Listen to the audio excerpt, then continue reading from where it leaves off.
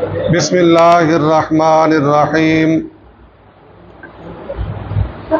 واصطنعتک لنفسی اذهب انت واخوک بآیاتی ولا تنیا فی ذکری اذهبا الی فرعون انہ طغی۔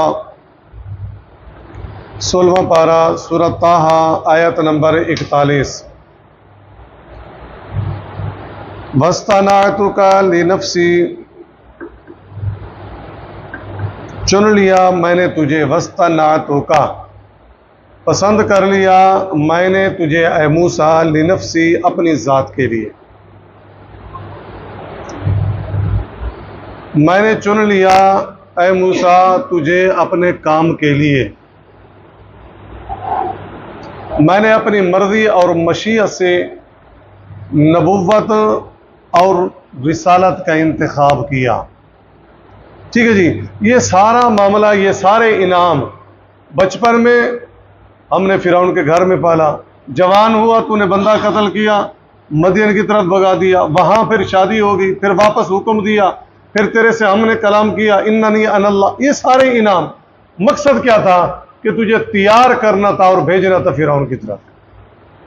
یہ ہے واصطنعتک لنفسی، اپنے کام کے لیے یا اپنے ذات کے لیے میں نے تجھے چن لیا۔ اذهب، چلے جاؤ، انت تم، واخوک اور تمہارا بھائی۔ موسیٰ علیہ السلام مصر میں آئے، مدین سے مصر میں آئے، اپنے بھائی کو بلایا، اللہ تبارک و تعالی نے ہمیں نبوت دے دی ہے، ہماری ڈیوٹی لگا دی ہے، اب ہم دونوں نے جانا ہے کہاں؟ فرعون کے پاس، تبلیغ کرنے کے لیے، دعوت دینے کے لیے۔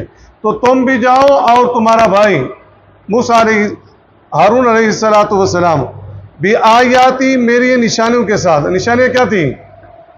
یہ معجزے، عصا کا سانپ بن جانا اور ہاتھ کا روشن سفید ہو جانا، یہ لے کر جاؤ۔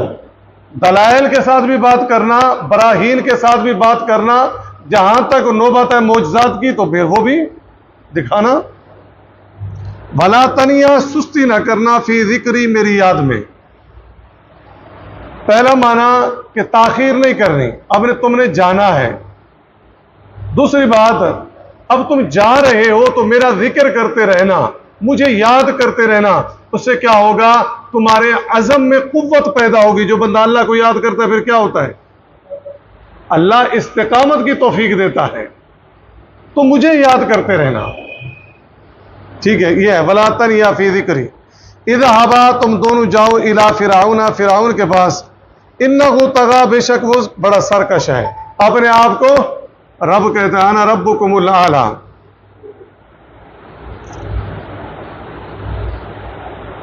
اللہ تبارک و تعالی نے قرآن مجید میں سب سے زیادہ ذکر فرعون کا کیا ہے۔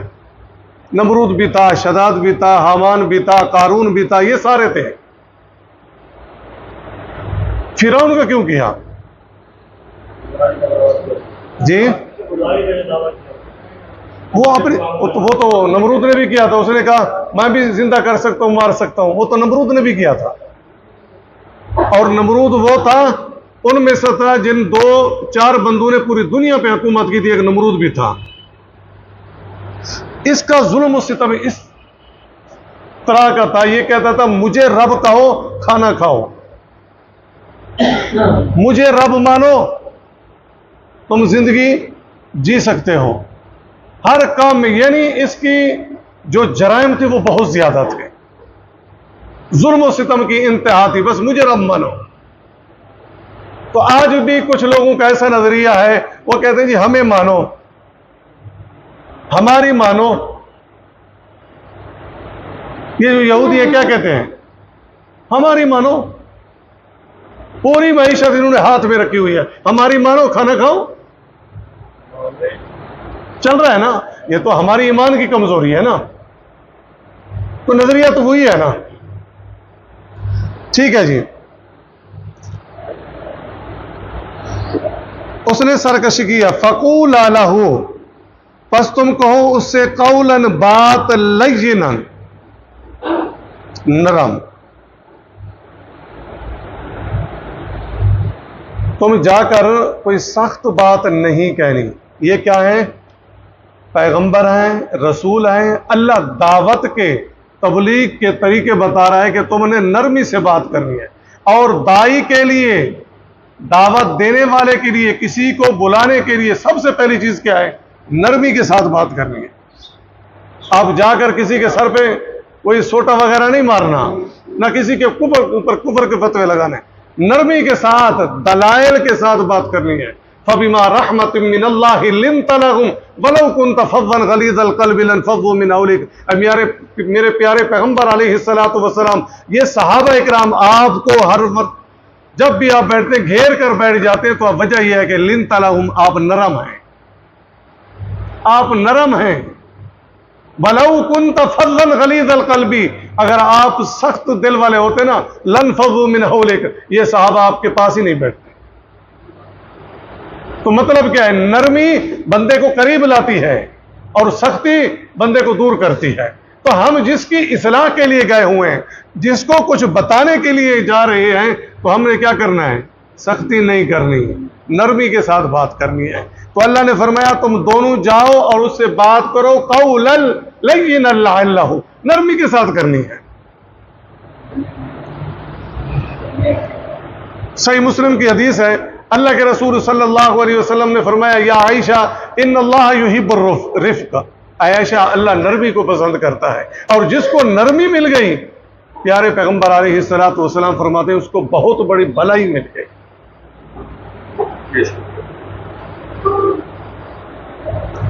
ٹھیک ہے جی.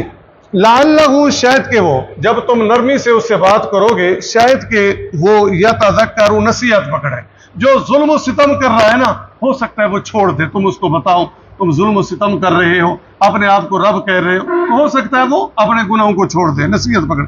او یخشا، یا ڈر جائے، یا ڈر جائے. اور جب ڈر جائے گا تو اللہ کی اطاعت کرنا شروع کر دے گا، اس کو مان لے گا. قالا، وہ دونوں بولے. اللہ نے فرمایا جانا ہے، تبلیغ کرنی ہے، انداز نرمی والا ہونا چاہیے. قالا، دونوں بولے ربنا، اے ہمارے رب، اننا نخاف، بے شک ہم ڈرتے ہیں. یہ کیا ہے؟ ہم ڈرتے ہیں. کہاں فرعون، کہاں اس کی بادشاہت، کہاں اس کا ظلم و ستم، کہاں ہم، ہمارے پاس سوائے عصا کے لاٹھی کے کچھ بھی نہیں ہے. ایک فطری ڈر تھا. اے ہمارے رب اننا نخاف، ہم ڈرتے ہیں. ایسا جابر، ایسا ظالم، این یفرطا، وہ زیادتی کرے گا، کہ وہ زیادتی کرے گا علینا، ہم پر. زیادتی سے مراد کیا ہے؟ ہمیں پکڑ کے قید کر دے، ہمیں قتل کر دے، ہمیں کوئی سزا دے دے، یہ زیادتی. او ان یطغا، یا وہ حد سے بڑھے، اپنی گمراہی میں اور بڑھ جائے، یا نعوذ باللہ اللہ کے متعلق کچھ جملے کہہ دے، تو اپنی سرکشی میں کوئی شاید اور بڑھ جائے. قالا، اللہ نے فرمایا لا تخافا، تم ڈرو نہیں. یہ ہے تسلی. اننی معکما، بے شک میں تمہارے ساتھ ہوں. اللہ کہاں پر ہے؟ عرش پر ہے. الرحمن علی العرش استوى وهو معکم اینما کنتم، سورۃ الحدید ہے.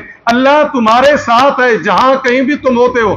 اللہ علم اور قدرت کے حساب سے تمہارے ساتھ ہوتا ہے. اللہ تمہیں دیکھ رہا ہوتا ہے، تمہاری باتیں سن رہا ہوتا ہے، لیکن اللہ کی ذات کہاں ہے؟ عرش پر. یہاں پر اللہ نے فرمایا تم ڈرو نہیں. اننی معکما، میں تمہارے ساتھ ہوں، میری مدد تمہارے ساتھ ہے.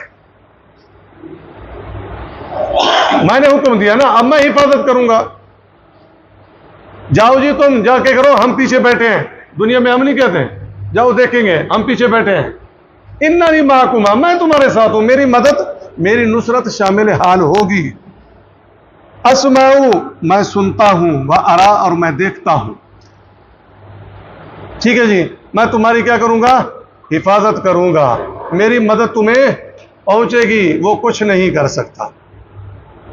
فاتیا، پس جاؤ اس کے پاس. فقولا، اور کہو انا رسولا، بے شک ہم دونوں بھیجے ہوئے ہیں، ربی کا، تیرے رب کے. فارسل، اب یہ تخت و بخت، بادشاہ، یہ دونوں چلے گئے، چوکیدار بھی کھڑے ہیں، سارا کچھ ڈائریکٹ وہاں پر پہنچ گئے.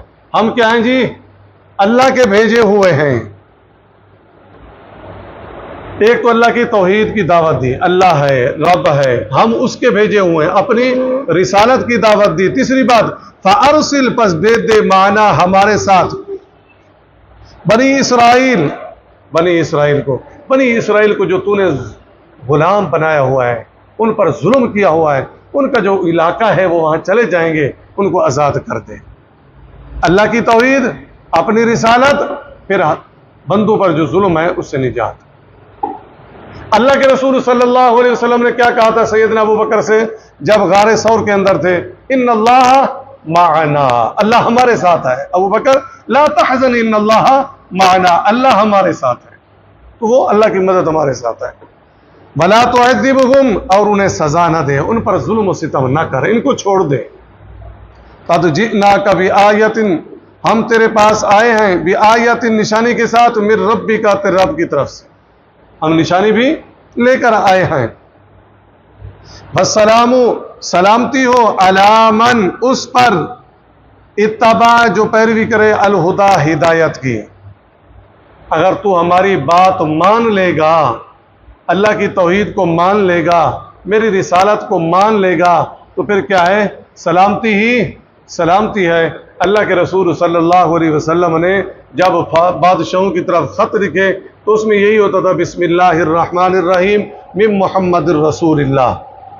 ٹھیک ہے، آپ نے ہرقل کو لکھا الی ہرقل عظیم الروم، وہاں بھی آپ نے فرمایا والسلام علی من اتبع الہدی، آپ نے السلام علیکم نہیں لکھا، کیوں؟ وہ کافر تھے۔ تو سلامتی ہے اس کے لیے جو ہدایت کی پیروی کرے گا۔ اگر فرعون تو ہدایت جو ہم دعوت دے رہے ہیں مان لے گا تو تیرے لیے سلامتی ہی سلامتی ہے۔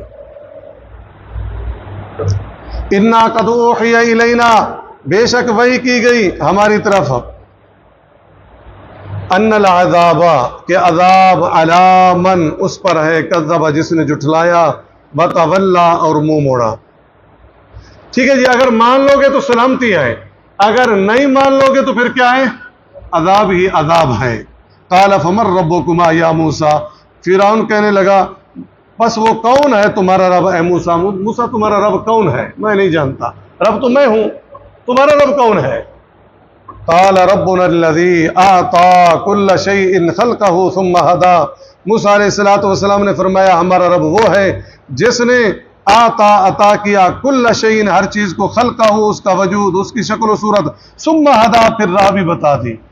ہمارا رب وہ ہے جس نے انسانوں کو بنایا، جانوروں کو بنایا، پہاڑوں کو بنایا، ہر چیز کو ایک شکل و صورت دے دی، پھر اس کو ہدایت بھی دے دی۔ ہدایت سے مراد کیا ہے؟